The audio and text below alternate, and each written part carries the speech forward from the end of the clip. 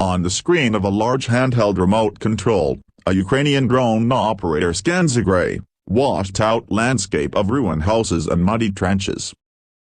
It isn't long before movement is spotted. A small Russian assault team is advancing on a Ukrainian trench in a field, just past the last line of houses on the edge of the city. "Look, he's shooting now," says the drone pilot, pointing to a shabby gray figure with the rifle raised. "And another, just over there, he just threw a grenade." The Russian and Ukrainian soldiers are now less than 30 meters from each other. "We don't have anything to shoot at them with, but at this point it would be too dangerous anyway, we could hit our own guys," says the pilot. Caked in the mud of their landscape, the Russian soldiers disappear from sight as soon as they appeared. The pilot takes note of the spot and pans away, looking for other targets. The remote is in the hands of Rem, a former car dealer from Dnipro. Rem belongs to Skala, a separate battalion in the Ukrainian army tasked with aerial reconnaissance and assault operations that has been posted in Bakhmut since late autumn. Sitting in the corridor of an industrial building inside Bakhmut city in the eastern Donetsk Oblast, Rem and his senior officer Duke are operating a high-end DJI quadcopter drone, prized for its great zoom capabilities. In coordination with several different Ukrainian units in their sector, the pair identify targets, correct artillery fire, and provide general reconnaissance support with their high-definition broadcast. Not far from where fighting was earlier seen, Rem has spotted something. It's an automatic grenade launcher position, providing cover for the assault. Pines with clusters, Rem calls into the radio, specifying his weapon and munition of choice for the target. Firing 203mm shells, the 2S7 Pion, a formidable Soviet-era self-propelled artillery wielded by both sides, is the largest caliber howitzer used in the war. "It's perfect for an enemy gathering of this size," he says, "but we will hit them with whatever we have." Commercially available drones have carried out a multitude of functions on both sides of the war, with much of them developed right on the battlefield. As Russia continues to assault Bakhmut and its outskirts, the site of some of the heaviest hostilities along the entire front line, drone teams like Ream's are not short of work. Bakhmut lies at the intersection of several major roads crucial to Ukraine's defense of northern Donetsk Oblast. After a series of major Russian battlefield defeats over autumn, the accent on Bakhmut is also political, to achieve even just one small military victory and counter concerns at home that Russia is losing the war. Under cover of artillery and grenade launcher fire, small Russian assault squads are making slow and steady advances, capturing Ukrainian positions and doing their best to defend themselves against counterattacks. Observing the work of the Skala drone unit for 3 hours, the Kyiv Independent gained a rare, real-time look at the fierce battles for Bakhmut unfolding less than 2 kilometers away. "What hurts is the understanding that they are already in this forest here," says Rem, pointing at a tactical map. "From there they have direct line of sight, even a tank could hit us here." Flying out with a fresh battery, Rem gets the word that the Pines are ready. To his frustration though, the howitzers have taken aim at a different target, a warehouse about a kilometer away where Russian soldiers were spotted earlier. Rem repeats his request to strike on the grenade launcher position, but the crew says they have already dialed in the massive Pine to hit the warehouse. With a sigh, Rem gives the all-clear. "Fire," comes the word over the radio, followed immediately by "I'm watching" from Rem. The lurching boom of the huge weapon comes with a delay, easily distinguishable from the rest of the fighting. A tense silence hangs in the corridor while the shell flies through the air. The first shot lands about 20 meters short of the target, while the second overshoots, sending a cloud of smoke up from behind the building. Having placed 2 shells on either side of the target, the Pion crew splits the difference, landing the third right by the door where 7 Russian soldiers were earlier seen entering. A fourth also hits nearby, raising the likelihood of casualties inside. A. "Thank you for your fire," says Rem over the radio. "In ideal conditions, with artillery at the ready, it can take as little as 5 minutes between the drone pilot spotting a target and Ukrainian artillery engaging it. A.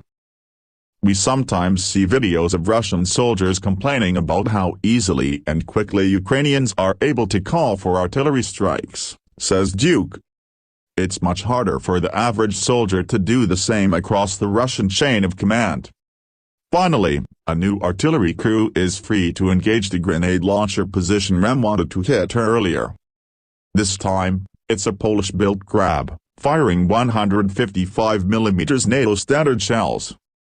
The 155mm artillery pieces are highly praised in the Ukrainian army, with a reputation for superior accuracy over Soviet-era weapons. This time, something goes wrong, as the shell overshoots its target by over 100 meters. "Not bad, says Rem sarcastically to the Crab crew, "but nowhere near where we wanted to hit. The second shell is a great improvement, but the third is once again way off. A. I guess they probably won't hit," he says quietly. A. The crew tell Rem they're firing one last shell. The ground explodes right in the middle of Rem's crosshairs. A direct hit. A. "This one was beautiful," he says. "That's what I wanted, straight in the ravine. I'm happy." As winter drags on, ammunition shortages, especially of 152mm and 122mm howitzer shells, are plaguing both sides. A. Reportedly filmed near Bakhmut sometime late in December, a video emerged on social media of Wagner Group soldiers saying that they had run out of artillery ammunition in the area, berating the Russian general staff in an address full of expletives. Wagner Group, a Russian state-controlled paramilitary organization, has been playing a major role in the offensive on Bakhmut. Speaking to the Kyiv Independent, Ukrainian soldiers from different units around Bakhmut noted the drop in Russian artillery intensity in recent days, but warned against optimistic conclusions. A. Meanwhile, Ukraine's ammunition problems are well known, as supplies of Soviet-era shells in Europe run low and few facilities are capable of producing them. It wasn't until December that Ukraine announced the launch of domestic manufacture of the shells. With a more static front line and a higher concentration of troops as is the case in Bakhmut, the role played by drone drop bombs is nonetheless reduced. "The role they can play depends a lot on the situation," said Contrabase. "When you bring them a present like that, the chance of losing your drone is over 50%, they can be shot down fairly easily by small arms fire. Right now we are going through a lot of drones, not everybody understands that here they are an expendable resource," he said. "One can work for a month or two, or we could lose it on its first ever flight, and this is really the fault of the pilot. A. The constant need for drones is understood as the highest level of the Ukrainian leadership, evidenced by the Army of Drones initiative. A launched by the state fundraising platform United 24. The drones initiative was promoted by international celebrities such as Star Wars actor Mark Hamill. A. Contrabase is confident that the money is being well spent. "These things on average can cost around $2,000, so to lose it on this first flight is always a shame," he said. A. "One commander told me that yes, it's a lot of money, but if you spotted just one successful strike, if you dropped just one bomb on those bastards, you have saved lives." Just as the Crabs are finishing their work on the grenade launcher, Rem gets a call from the commander of an infantry battalion holding the line in his sector. A. The commander has lost contact with 4 of his soldiers who had been in a trench just across the last street of houses on the city's eastern outskirts. His voice is apprehensive. "I need to check to the right of the petrol station," the commander says to Rem. "My people were there, I need to know if the Russians crawled in." Rem scans the area. Here, every house has been destroyed beyond recognition, and little is left of the trees that once grew in between them. A.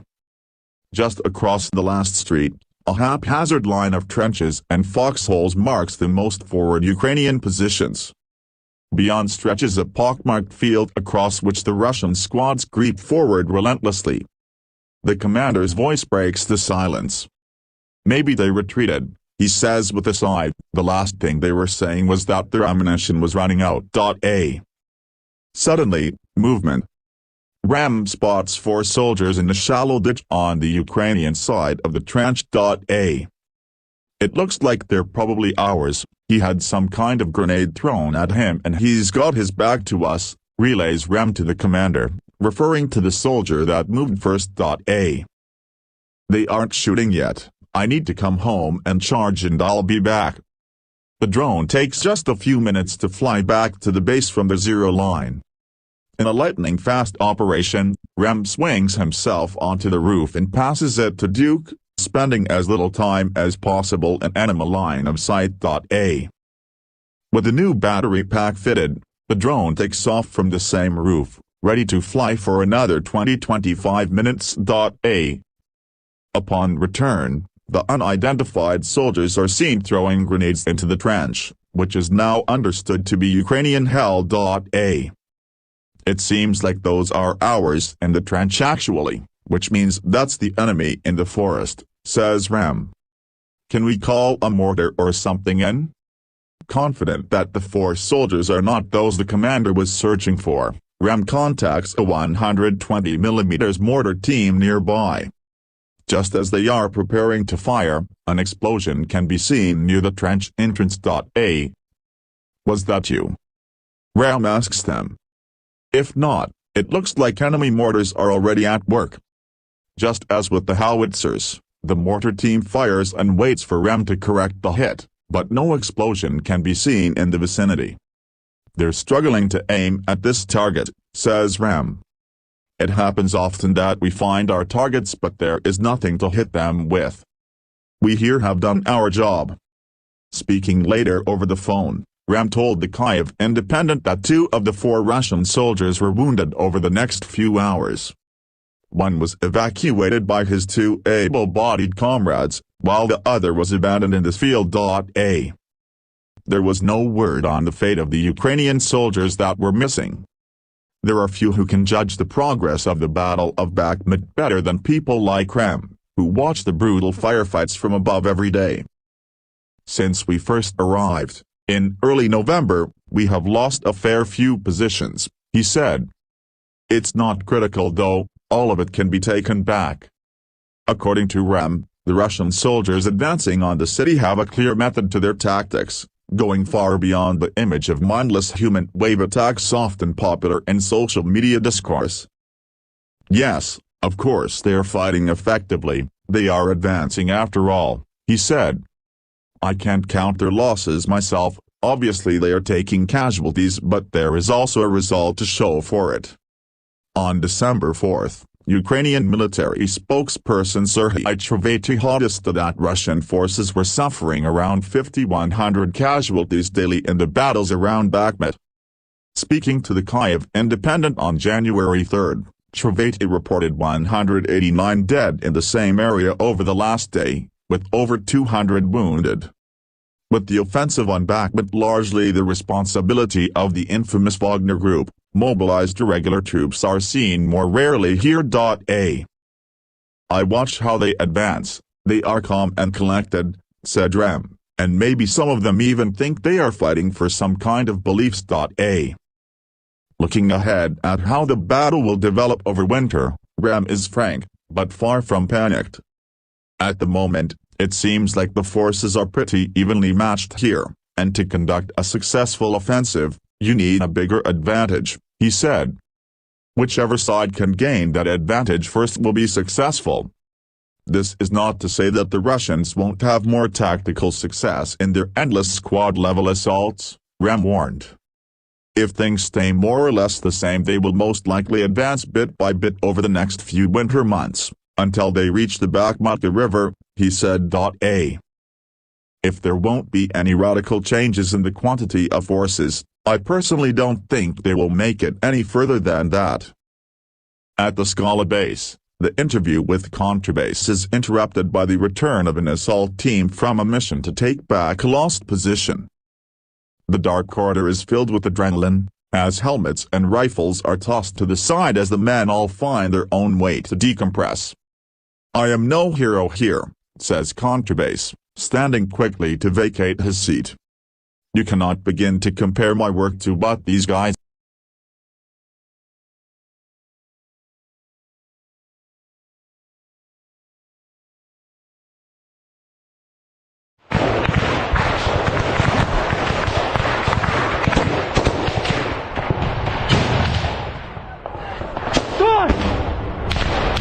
The Russian mercenary group Wagner has said it is fighting heavy, bloody battles for control of the town of Soledar as part of Moscow's months-long offensive to capture Ukraine's eastern Donetsk region. Wagner's claims appear to be confirmed by the UK's Ministry of Defence, MOD, which suggested that most of Soledar, a small town about 6 miles, 10 kilometers, north of the key city of Bakhmut, was in Russian hands after Moscow continued to make tactical advances. The MOD said the efforts in Soledar over the past 4 days appear to be aimed at encircling Bakhmut, although it added it believed that scenario was unlikely at present. Fighting in Soledar has reached its western outskirts as Ukrainian and Russian forces fight for control of the town's salt mine, the tunnels of which have been eyed by Wagner as they can accommodate troops and armored vehicles. A feature of the battle near Bakhmut is that some of the fighting has been around entrances to disused salt mine tunnels that honeycomb the area, with the MOD update adding, both sides are likely concerned that the tunnels could be used for infiltration behind their lines. Beyond the salt mine, the Russian offensive appeared aimed at gaining control of the road beyond in the settlements of Blahadet and Krasna Hora to the immediate north of Bakhmut. Ukraine's General Staff said on Tuesday that Russian forces were trying to advance in 3 areas on the Donbas front, around Bakhmut, further south around Avdiivka and north around Lyman, in an attempt to secure the administrative border of Donetsk Oblast in that area.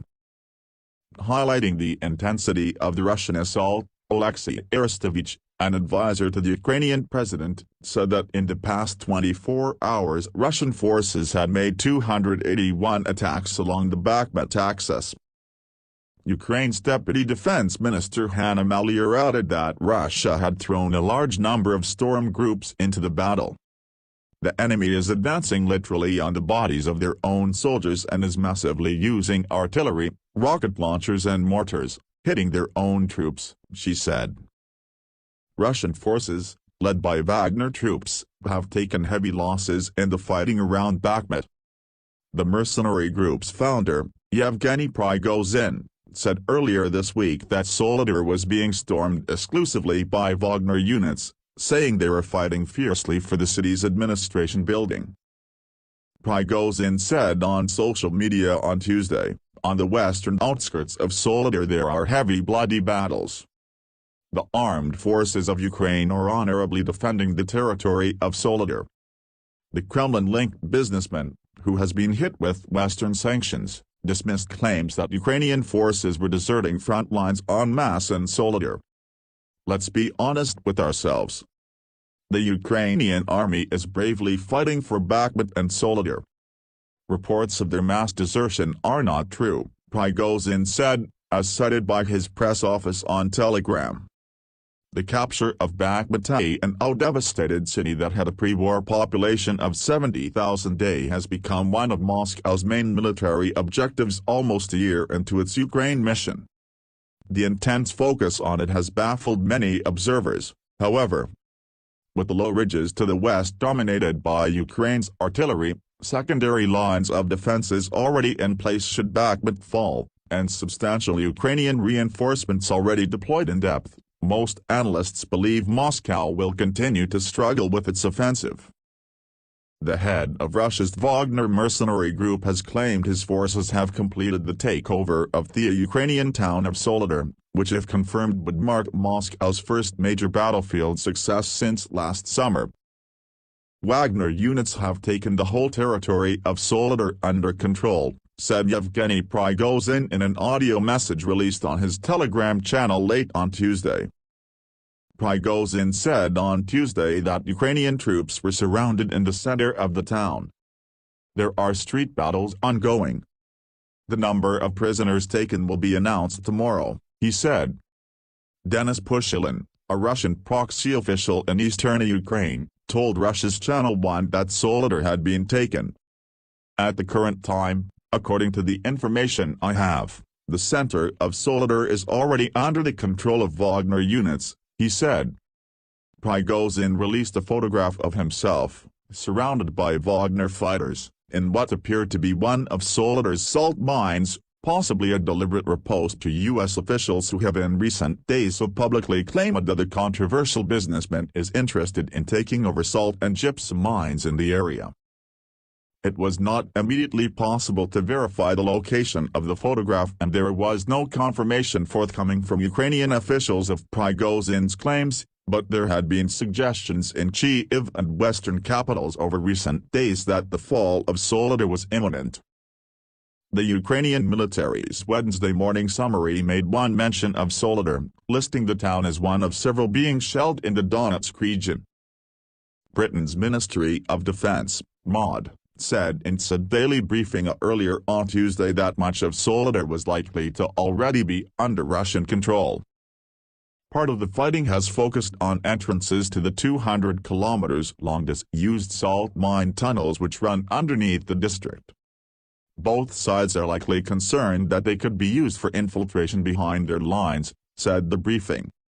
In his nightly address on Tuesday, Ukrainian President Volodymyr Zelensky thanked the heroic defenders of Soledar but gave no update on the military situation.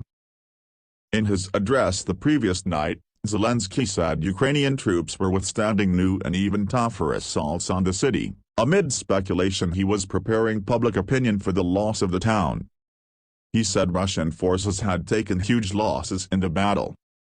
The area near Soledar is covered with corpses of the invaders, a broken bar. This is what madness looks like, said Zelensky.